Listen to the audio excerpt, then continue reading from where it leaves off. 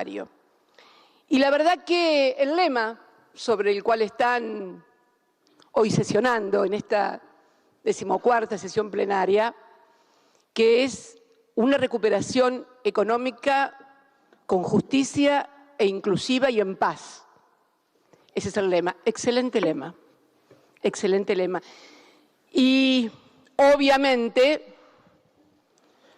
esto significa una recuperación económica después de esta tragedia que acaba de mencionar ambos copresidentes en sus intervenciones y que ha sido la pandemia. La pandemia que ha trastocado vidas, gobiernos y el planeta entero, pero que creo que aporta un debate que yo también comencé en la Unión, en el Parlamento Europeo, allá en la invitación de algunos legisladores en el año 2017 en Bruselas, donde planteé la desigualdad. Todavía no ha venido la pandemia y está muy claro que si vivíamos en un mundo cada vez más desigual, la pandemia no ha hecho más que acentuar trágicamente esa desigualdad. Pero creo que siempre soy muy creyente y siempre creo que aún en las grandes tragedias podemos extraer cosas que nos sirvan. Y me acuerdo que en aquella oportunidad en el Parlamento Europeo planteé lo que había sido en un trayecto histórico la evolución del estado de bienestar que había tenido precisamente en Europa a un gran protagonista, con la irrupción del neoliberalismo, allá con la caída del muro de Berlín. Y sostuve y sigo sosteniendo que ambas construcciones, el estado de bienestar y el neoliberalismo, son construcciones políticas, no son proyectos ni modelos económicos. El modelo económico, claro, creo que está muy claro, más allá de que haya algún eurodiputado que pertenezca al Partido Comunista, que sé que están también presentes, creo que sinceramente el capitalismo se ha demostrado como el sistema más eficiente y eficaz para la producción de bienes y servicios. Está claro que la producción de bienes y servicios que necesita la humanidad, desde las proteínas hasta la tecnología más sofisticada de un celular o de cualquier otro, se desarrolla más eficientemente y con mayor escala en este sistema. Pero entonces, ¿cuál es la discusión?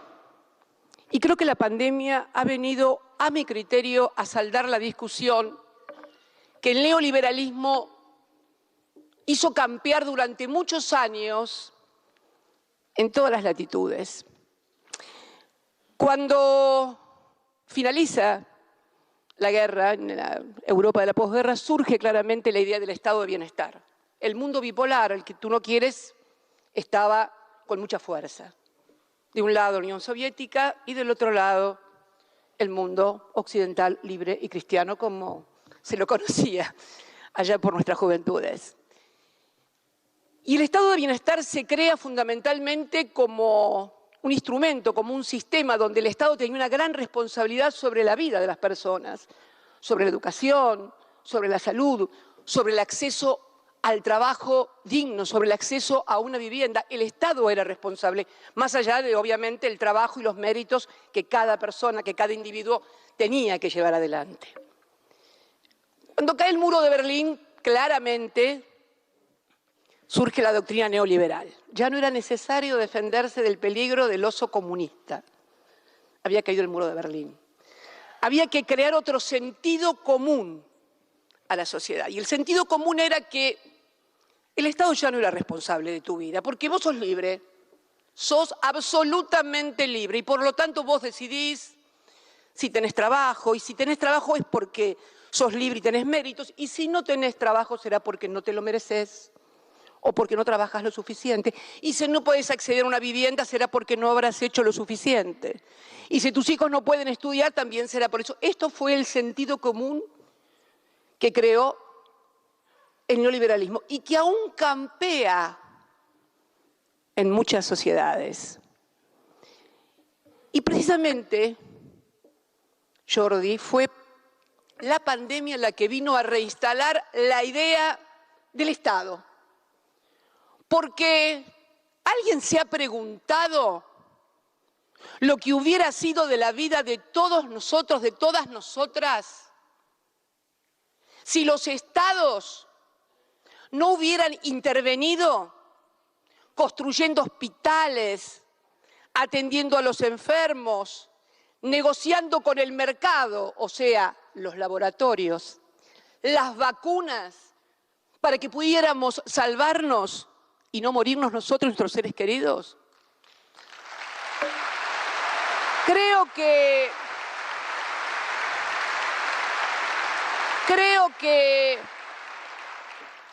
alguien siga afirmando que el Estado no es importante en la vida de las personas, yo diría definitorio las políticas del Estado, o es un necio o es un cínico, que los hay de los dos, que los hay de los dos.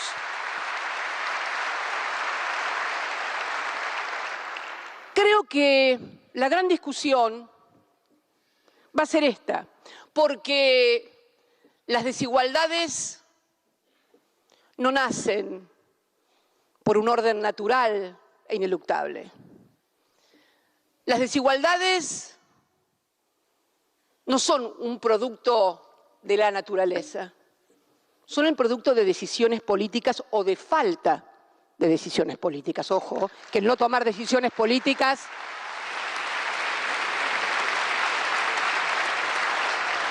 también lo es. Creo entonces que la gran discusión que se va a dar es si este proceso capitalista que se da en todo el mundo, desde China a Estados Unidos, lo conducen las leyes del mercado o las leyes de los estados. Esto es la clave, me parece,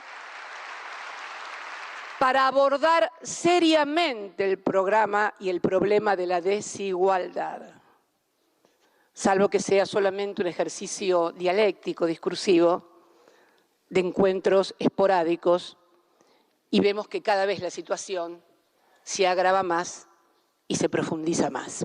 Y esto también nos plantea algo: ¿qué tipo de Estado necesitamos?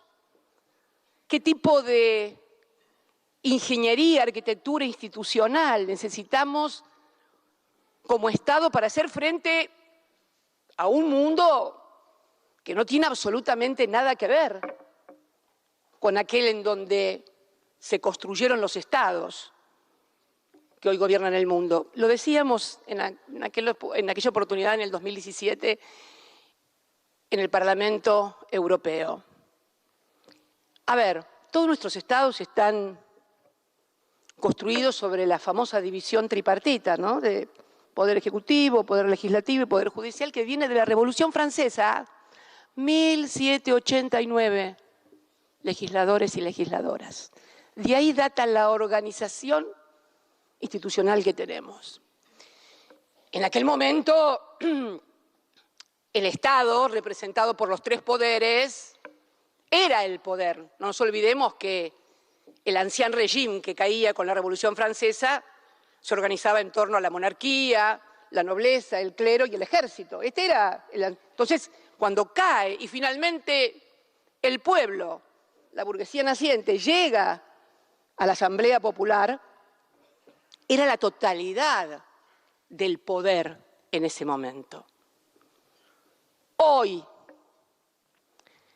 nuestros parlamentos, nuestros ejecutivos, nuestro poder judicial, tantas veces cooptados por el mercado y factores económicos además, ¿no?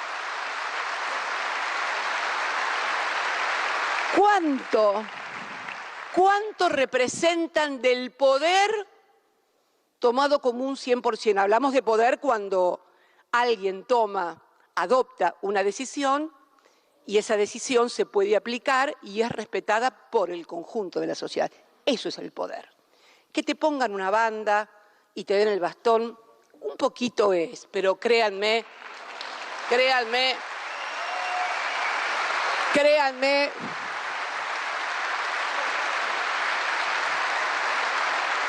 y lo digo por experiencia, ni te cuento si además no se hacen las cosas que hay que hacer, ni te cuento, pero bueno, dejémoslo ahí. Creo que, y esto no es caprichoso, tengamos en cuenta que cuando se adoptó esta forma institucional de gobernar, de la gobernanza, no existía la luz eléctrica, no existía el auto, ni los celulares, ni nada de eso. Miren cómo avanzó el mundo, la tecnología, cómo se fue creando y generando poder por afuera de las instituciones. Hoy nuestras constituciones son un reglamento de cómo tiene que funcionar el Ejecutivo, cómo tiene que funcionar el Legislativo y eventualmente el Judicial. Sobre todo el otro poder que está afuera, mercados, monopolios, oligopolios, poder financiero internacional, nada de eso figura en nuestras constituciones. Y lo peor de todo, cuando las sociedades cada 4 años o cada 2 años eligen a sus representantes, no juzgan a ninguno de esos poderes.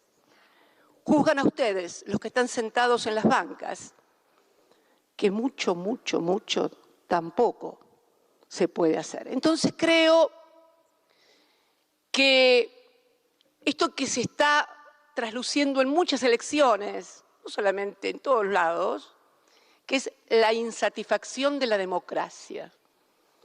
Vos hablabas recién de los totalitarismos, usted hablaba de los totalitarismos, copresidente también, pero la insatisfacción de las democracias, donde la gente se termina enojando con la política, debería obligarnos a replantear a todos la necesidad de repensar nuestra ingeniería institucional, donde se invista de poder a las instituciones, estas o las que haya que crear, pero estamos a tiempo todavía antes que sea demasiado tarde. Por eso creo que la pandemia ha venido a saldar aquella discusión, porque no es posible que en una tragedia de la magnitud que vivió la humanidad el Estado sirva solamente para eso, y cuando tiene que tomar decisiones o adoptar decisiones en materia económica, de controles, de regulaciones, sea estorbo y no permita la actividad económica. Fíjese usted, acá en el mundo y en nuestro país, durante la pandemia,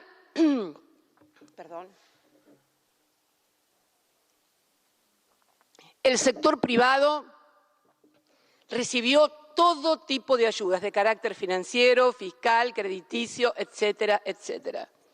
Sin embargo, ante esta otra tragedia que estamos viviendo hoy, de una guerra de la cual voy a hablar ahora, tenemos que el mercado nos contesta con que, no importa, son mis ganancias, es mi rentabilidad y los demás que revienten. Bueno, miren, no vale así, como dicen los chicos, así no juego más. Así no juego más.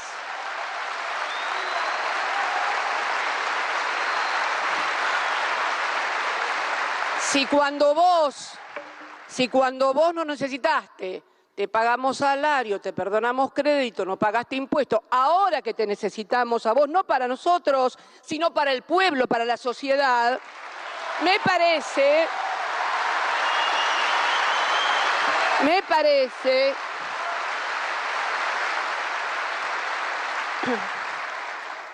creo que estas cosas son las que debieran discutirse acá y en todas partes, en todo el mundo. Con respecto al derecho internacional. Recordaba Jordi que es cierto, hace poquito, el 2 de abril, para ser más exactos, se cumplieron 40 años en donde recordamos a nuestros veteranos y combatientes de Malvinas.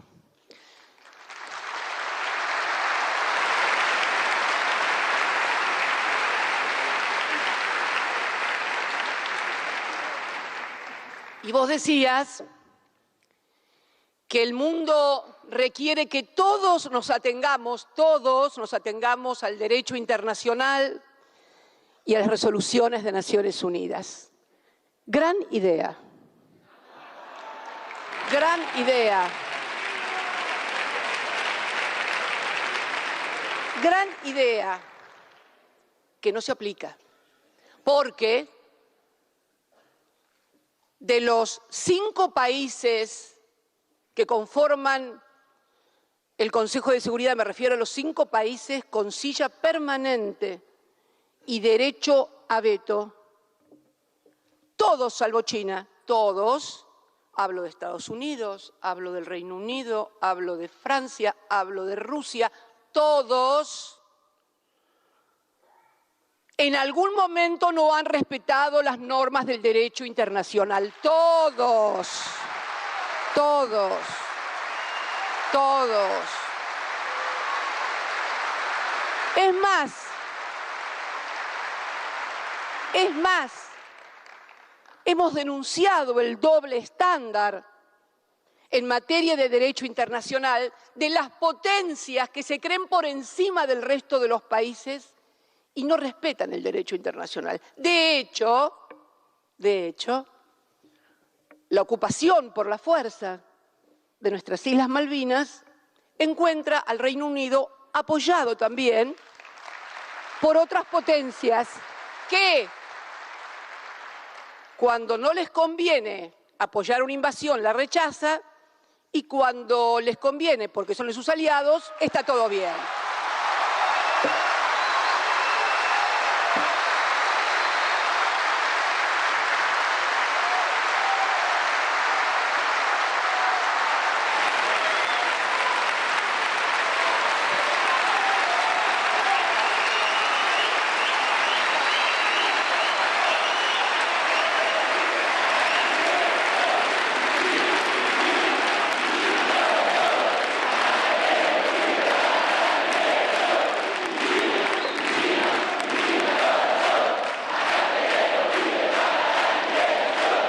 Entonces, dramáticamente, los argentinos y las argentinas, dramáticamente, vemos ese doble estándar en nuestra propia tierra, nuestro propio suelo. Cuando el otro día abrazaba a cada uno de esos veteranos, combatientes que trabajan en el Senado y a los cuales le dimos un diploma, los abrazaba, ¿qué le puedo hablar a ellos de la OTAN? Si la OTAN nos puso una base en Malvinas, a 14.000 kilómetros.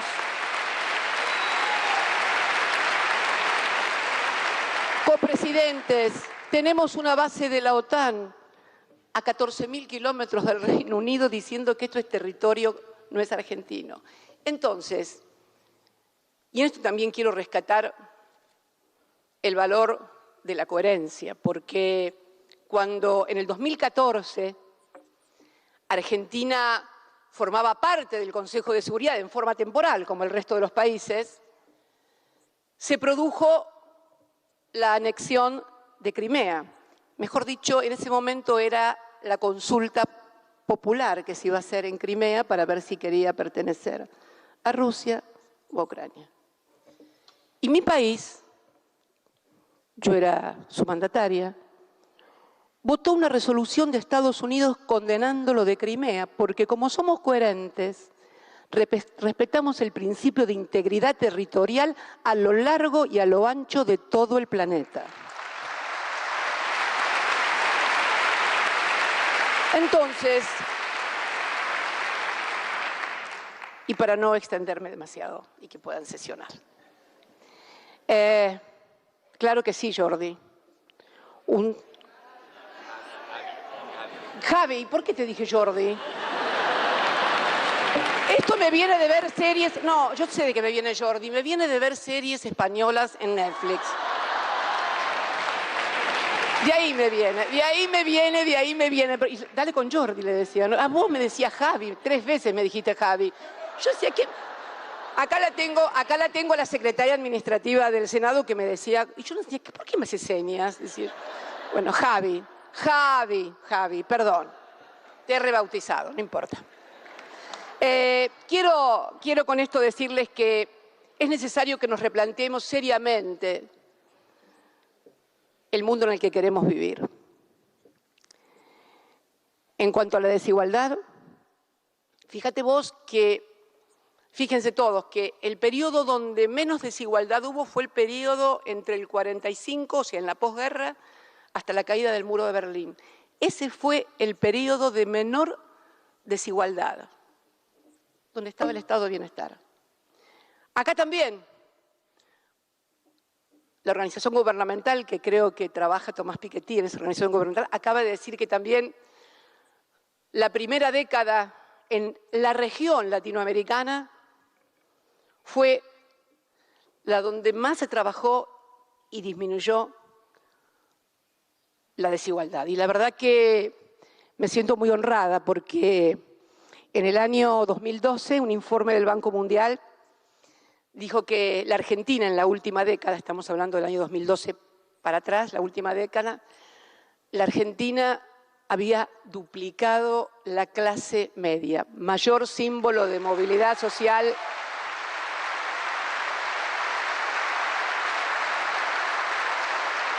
Y creo sinceramente que debemos abocarnos a eso, a lograr una ingeniería nueva que permita abordar con mayor eficiencia, con mayor justicia, con mayor equidad el problema de la desigualdad. También necesitamos normas de derecho internacional que sean respetadas por todos los países, absolutamente por todos los países, sin ningún tipo de distinción.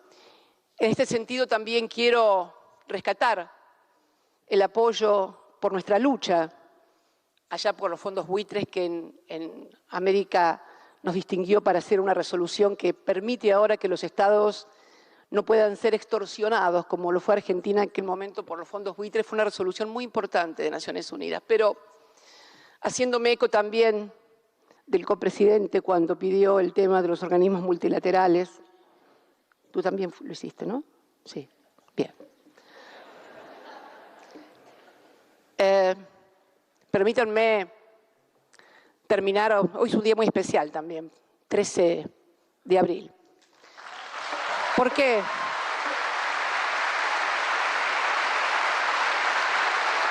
Hace 6 años, 4 meses después de haber finalizado mi segundo mandato, 13 de abril del 2016, fuimos citados, el actual gobernador de la provincia de Buenos Aires, que había sido mi ministro de Economía, otros funcionarios del Banco Central y quien les habla, por un juez que decía que habíamos... No, Dios, ya está. Dios.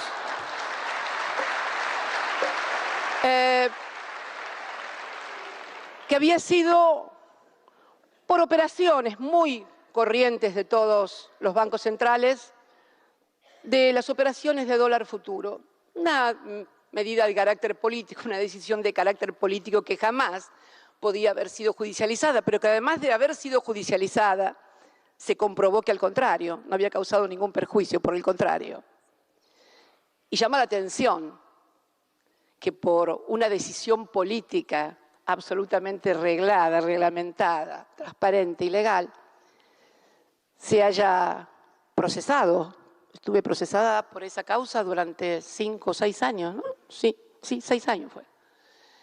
Y que después de que nuestro país fue endeudado por el préstamo más grande del que se tenga memoria e ilegal también la forma de otorgarlo por parte del Fondo Monetario Internacional, ningún juez haya advertido alguna irregularidad o alguna ilegalidad. Raro,